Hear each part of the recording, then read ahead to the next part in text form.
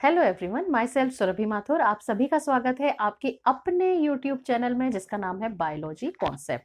और बच्चों, जैसा कि अभी मेरे 3 लेक्चर्स आ चुके हैं, वीडियो लेक्चर्स आ चुके हैं, और वो लेक्चर्स थे आपके बहुत ही अच्छे से टॉपिक सेल को लेकर, जिसमें मैंने आपको एक्सप्लेन किया था सेल का स्ट्रक्चर और फंक्शन। और जैसा कि मैंने आपको बताया था अपने तीसरे वीडियो लेक्चर में कि अब जो मेरा वीडियो लेक्चर आएगा वो आएगा इसके क्वेश्चंस को लेकर। तो मैं आज आपके लिए बहुत सारे क्वेश्चंस लेकर आई हूँ जो आपके एग्जामिनेशन में बहुत हेल्प करेंगे। लेकिन इन सब क्वेश्चंस को स्टार्ट करने से पहले आप सभी से ये हम्बल रिक्वेस्ट है कि आप प्लीज आपके अपने यूट्यूब चैनल बायोलॉजी कॉन्सेप्ट को लाइक, शेयर और सब्सक्राइब करें ज्यादा से ज्यादा।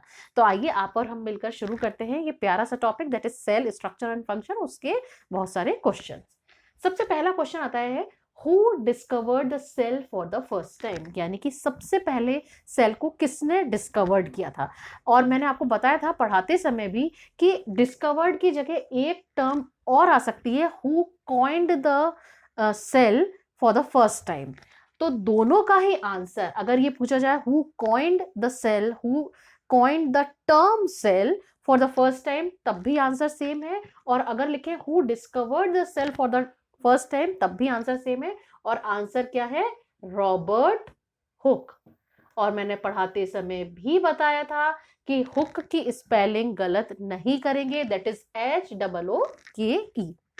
नेक्स्ट क्वेश्चन आपका आता है, which part of the cell provides mechanical strength to the cell. जब मैंने आपको पढ़ाया था तब मैंने आपको सेल के 4 पार्ट्स बताए थे। सबसे आउटर वाला बताया था सेल वॉल, फिर मैंने आपको बताया था सेल मेम्ब्रेन, थर्ड पार्ट मैंने आपको बताया था साइटोप्लाज्म, और लास्ट मैंने आपको बताया था न्यूक्लियस। अब इन चारों में से मैकेनिकल स्ट्रेंथ देने का काम कौन करता है? जो सबसे बाहर होगा। आउटर मोस्ट पोर्शन कौन सा होता है सेल का? Cell wall. तो इसका सही आंसर क्या होगा? Cell wall is the that part which provides mechanical strength to the cell. Clear हो गई बात? अब हम आगे बढ़ते हैं। क्वेश्चन नंबर 3 है, the dense fluid present inside the nucleus is known as. यानी न्यूक्लियस के अंदर एक डेंस मटेरियल होता है, उस मटेरियल को हम क्या कहते हैं? और आंसर होगा न्यूक्लियोप्लाज्म। और आपको मुझे कमेंट करके बताना है कि name that substance, jelly like substance which is present in the cell. यानी सेल के अंदर जो फ्लूइड होता है उसको हम क्या कहते हैं, ये आप मुझे कमेंट करके बताएंगे। न्यूक्लियस के अंदर तो जो डेंस फ्लूइड होता है उसको हम क्या कहते हैं? Nucleoplasm. Next question is, genes are present on. Genes कहाँ प्रेजेंट होते हैं?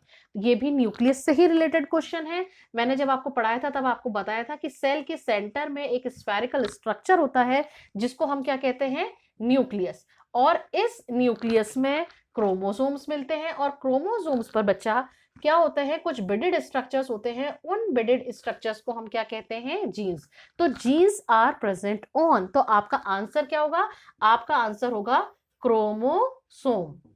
क्रोमोसोम याद रह जाएगा, ये स्पेलिंग गलत नहीं करेंगे, CHROMOSOME, chromosome. Next question is, coloured organelles found scattered in the cytoplasm are known as. यानी कि साइटोप्लाज्म में जो कलर्ड पिगमेंट होता है जिसकी वजह से सेल को कोई कलर मिलता है, जैसे कि आपने देखा होगा कि प्लांट सेल्स होती हैं या प्लांट्स हैं वो ग्रीन कलर के होते हैं। आपने कैरेट देखी है, आपने टोमेटो देखा है, आपने देखा है रेड कलर की होते हैं, या बीट रूट है, उसको जब आप पील करते हैं और जब आप घिसते हैं तो उसमें बहुत खूबसूरत सा कलर आता है, मरून सा कलर आता है, रेडिश कलर आता है। वो किसकी वजह से होता है? वो होता है पिगमेंट्स की वजह से होता है। यहाँ क्या पूछा गया है कि वो पिगमेंट कहाँ प्रेजेंट होते हैं, किस सेल ऑर्गेनेल में प्रेजेंट होते हैं? तो आपका आंसर क्या होगा? प्लास्टिड। आपको याद होगा बेटा, मैंने आपको पढ़ाया था, आपका सेकंड या थर्ड वीडियो लेक्चर था जिसमें मैंने आपको ये बताया था कि जो प्लास्टिड्स होते हैं वो प्लास्टिड्स 3 तरह के होते हैं। कौन कौन से? एक तो क्लोरोप्लास्ट, जो इसमें कौन सा पिगमेंट प्रेजेंट होता है? क्लोरोफिल।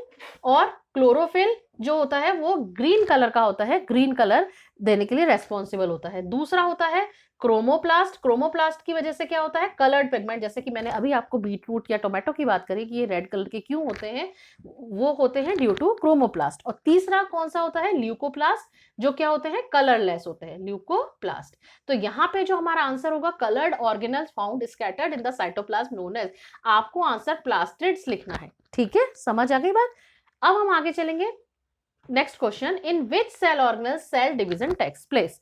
सेल कहां पर डिवीजन होता है, सेल डिवीजन कहां पर होता है? ये आंसर आप याद रखेंगे, न्यूक्लियस। और ये जब मैंने आपको सेल ऑर्गेनल्स के फंक्शंस पढ़ाए थे तब मैंने आपको बताया था सेल डिवीजन कहां पर होता है, न्यूक्लियस में होता है। Next question is a small spherical body present inside the nucleus. Nucleus के अंदर एक छोटी सी बॉडी, ये मैंने बनाया न्यूक्लियस। इस न्यूक्लियस में जो जेली लाइक सब्सटेंस था उसको तो हम बेटा क्या कह रहे थे, न्यूक्लियोप्लाज्म। लेकिन जो इसमें एक स्फेरिकल स्ट्रक्चर होता है, उस स्फेरिकल स्ट्रक्चर को हम क्या कहते हैं, उस स्फेरिकल स्ट्रक्चर को हम कहते हैं nucleolus. Nucleolus, clear. Next, dash is the power house of the cell, यानी सेल का पावर हाउस, सेल को एनर्जी कहां से मिलती है? Answer is mitochondria. माइटोकॉन्ड्रिया, ठीक है। रेस्पिरेशन के दौरान जो एनर्जी मिलती है in the form of ATP, वो कहां पे मिलती है? वो हमें मिलती है माइटोकॉन्ड्रिया में, clear. Next is vacuole present in plant cells are dash in size, यानी यहां पर आपसे कंपैरिजन करवाया जा रहा है कि जो वैक्यूल्स हैं वो एनिमल सेल में भी प्रेजेंट होती हैं, प्लांट सेल में भी प्रेजेंट होती हैं। तो जो प्लांट सेल में जो वैक्यूल्स प्रेजेंट होती हैं उनका साइज कैसा होता है? तो they are larger in size, clear. Last one is cells with organised nucleus are. Organised का मतलब क्या हुआ? जब मैंने आपको प्रोकैरियोटिक और यूकैरियोटिक ये दो टर्म्स मैंने आपको पढ़ाई थी, तो वहां पे मैंने बेटा आपको बताया था कि प्रोकैरियोटिक और यूकैरियोटिक दो चीजें आई थी, prokaryotic and eukaryotic.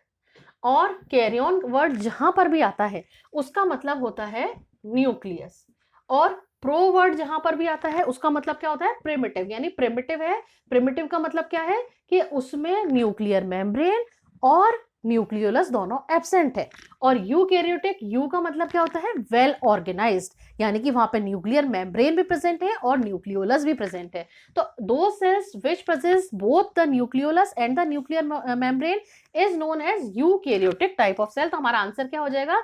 Cell with organised nucleus are dash cell. तो कैसी सेल होंगी? Eukaryotic cell.